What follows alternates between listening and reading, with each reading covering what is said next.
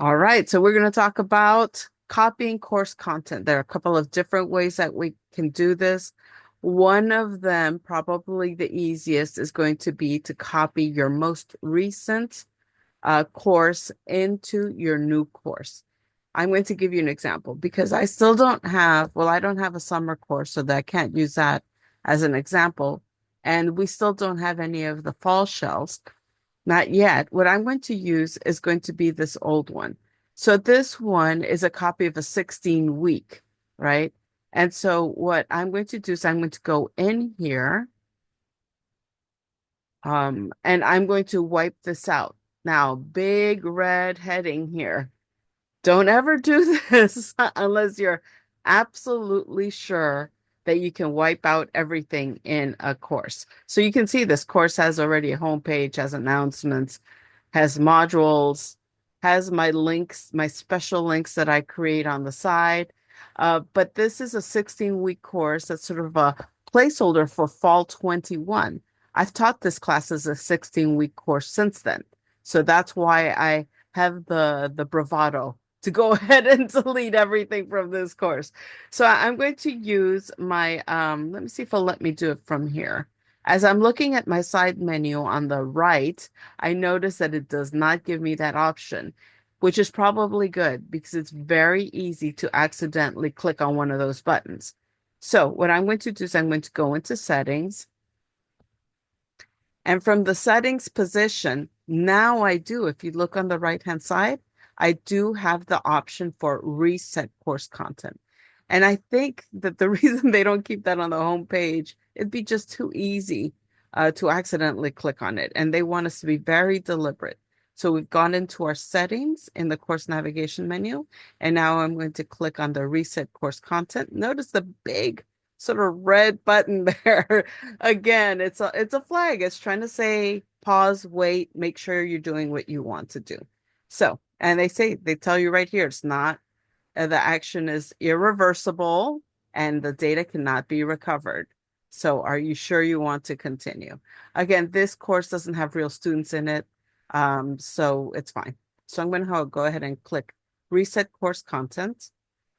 And what it did very quickly, and notice no students and all of that, right? That's another place you can check to make sure that it's not a real class that you're trying to reset. If I go into my, and then here, I don't think I have to click on update course details, but I'll do it just for good measure. If I go to the home page, it should be empty. Yep, there it is. It's empty and it's not, the landing is not even on the home pages anymore. The landing is in the modules. Notice that it asks me to create a new module. So now what I'm going to do is I'm in the course I want. I try to do these all in one sitting, meaning I don't want to be interrupted, go do something else, come back and try to do it because I might forget or I might accidentally click on a different course. So I do it all at the same time. So I'm going to click on import existing content. So I'm going to click on that. And now I know that I already have, and you will notice that this import content window looks a little bit different, right? But it'll do the same thing. I select one, and I'm going to select the very first one, which is Canvas, oh no, copy a Canvas course. So this is adjusted. This used to be the first one, and now they've adjusted both of these. But I'm going to copy a Canvas course.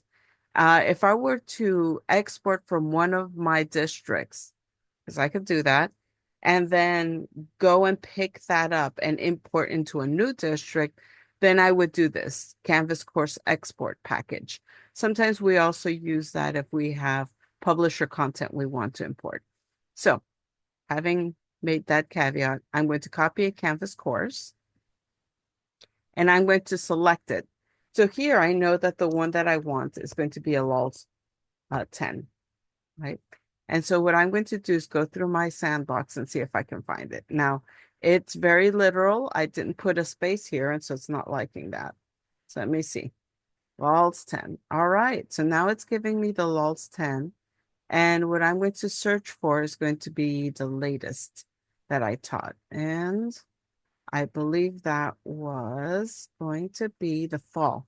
So fall 2024 was the last time I taught LOLS 10 as a 16-week course. And so I'm going to select that. If I selected the one that I'm teaching this semester, it would have to be a 12-week course, and I don't want that. I'd rather adjust all the dates than have to adjust all the modules. I hope that makes sense. In terms of the content, you could select all content if you've been cleaning out your previous courses and there's not a lot of just extra stuff in there. In this case, the big recommendation that OLET has and the ETC, Education Technology Center, is to select specific content instead of just bringing in all content.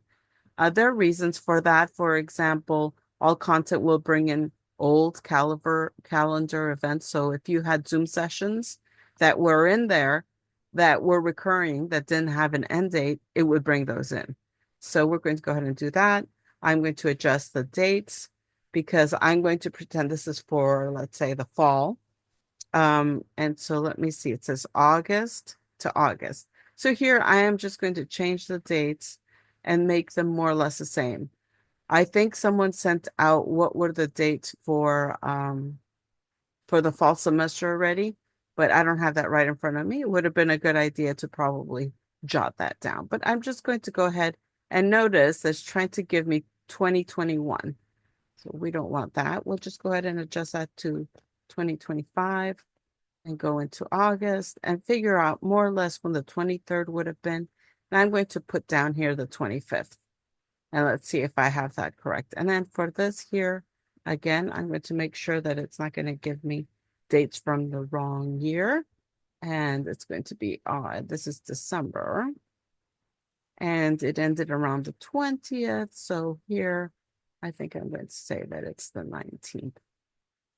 And I'm going to go ahead and add to import queue. All right. So here, because I said that I wanted specific content, I have to click on the button that says select content. If I had selected all content, then this would start running and it would start doing its thing. So here, I even get a status indicator that it says waiting for selection. That means that now it's on me. What am I doing? And what I'm going to do is tell it specifically what I want it to bring, what I want to bring over. I want to bring over my course settings, the syllabus body. I want also my modules, all of them. I don't bring in the assignments because the assignments that I'm going to use are already within the modules, right? Same for quizzes. Question bank, same thing. I could import them if I want, but I don't need them because I have my quizzes that I use already. Discussion topics, don't need to do that. Pages, all the pages I need are already within the modules, right? And then even here in the modules, I could deselect certain things. So if I didn't want to have this, welcome to Canvas, I could deselect that. All right. I'll just leave it. It'll be easier to just delete later. All right, external tools. I'm going to bring in all external tools. And I do bring over announcements. And the reason for that is I have announcements that are extra credit opportunities and I have articles, or I might have a documentary in there. But I always check announcements one by one anyway. And I delete the ones that are obsolete and I keep the ones that do make sense, right, for the course. And so I leave that there. I'm going to leave out the calendar events. And let me see, my rubrics. I'm wondering if I should bring those in. I'm going to leave out the rubrics because they should already be attached to the assignments that I have within the modules. And the learning outcomes, I do bring those over and I don't bring the files because any images that I have in my modules, I should already have there. Now, the only thing that I've not noticed that came over was my home page. Did you notice that? I don't see anything here for home page. So I'm going to click open the pages here, and I'm going to look for my home page because I do want to have my home page come over. So I'm scrolling, and let's see if we can find that home page. Here it is.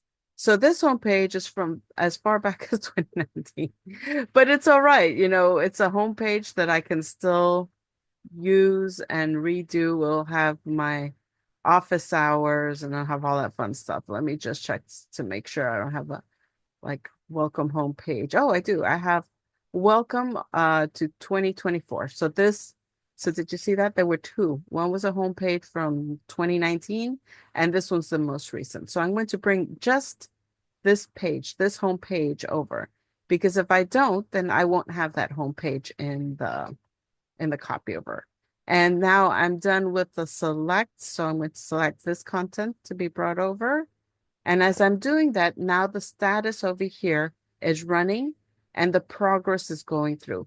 This progress should be a lot more seamless than if I copied the entire course, because what it does is when you see it pausing, it's checking for images and it's checking for links. Um, it's just in case there's a broken link or a broken image. Because this course that I'm copying in was just last semester, it's pretty updated. There's not a whole lot that, pardon me, that's broken in it. And that's pretty much how we do this. It will go through the progress. I always say, go get your tea, get your coffee. It's almost always enough time to go ahead and boil water and make your tea. And so you'll see that it'll move. Sip. I'll just move through and I'll have an auction. I want to show you the actual course. So let's see if this doesn't take too long. Again, if you select specific content that you want to move over, it's going to be a lot quicker. If you decide to copy the entire course, it's going to take a lot more time. And then the recommendation is that you go manually through the files and the pages and that you delete and remove pages you don't need. Sometimes we have copies of pages. That's a lot of just craziness, right? And so, the more clean your Canvas course is, the better it will function. And that way there won't be as many broken links or links that go to pages that don't exist anymore or pages that have errors. Sometimes that happens. All right, so let's see if that's working. There are other ways to copy content. So let's say that I've copied this and I've selected specific content. And then I realize that, oh, I'm missing that, answer sheet.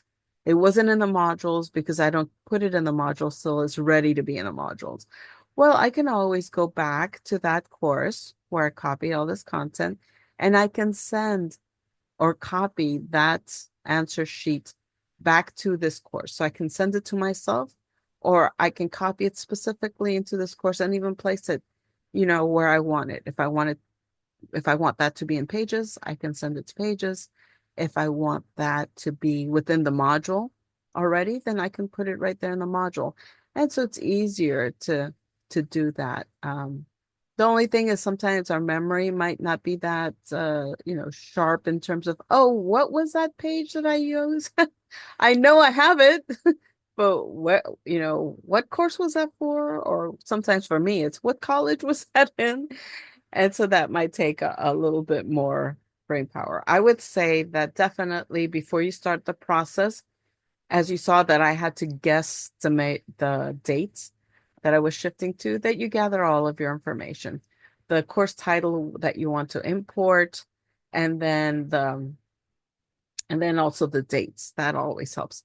So here it's telling me that it's partially complete. I'm going to view the issues. And so this is new also, the way this looks.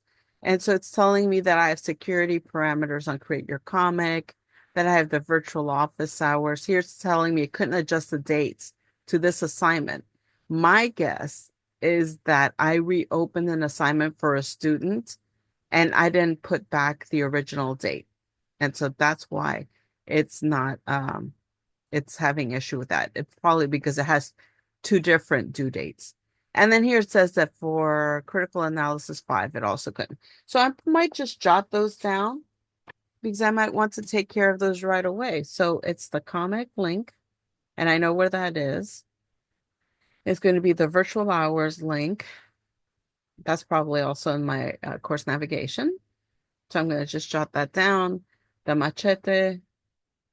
What's this? This is going to be an assignment. This is probably going to be a quiz, I'm guessing. And this is going to be the part 2. Okay. And then I have the critical analysis 5. So I'll just go in and double check all of those. And then for these two, they're the dates. I'll write down what the issue was. Those were not links, those were dates. Then I'm going to close here. And let's see, it says partially complete. So I'm not sure if it had other issues or not. So let's check it out. I'm scrolling to the bottom and to the top just to make sure there isn't any other save or, update or anything. I don't see anything like that. So I'm going to go to the home page and see what came through.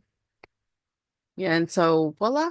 So it came through with the information for that 16-week course, right? And this was for last semester. And so now that I have this, I can go ahead and adjust the dates here. When they come in, I can adjust the dates later on.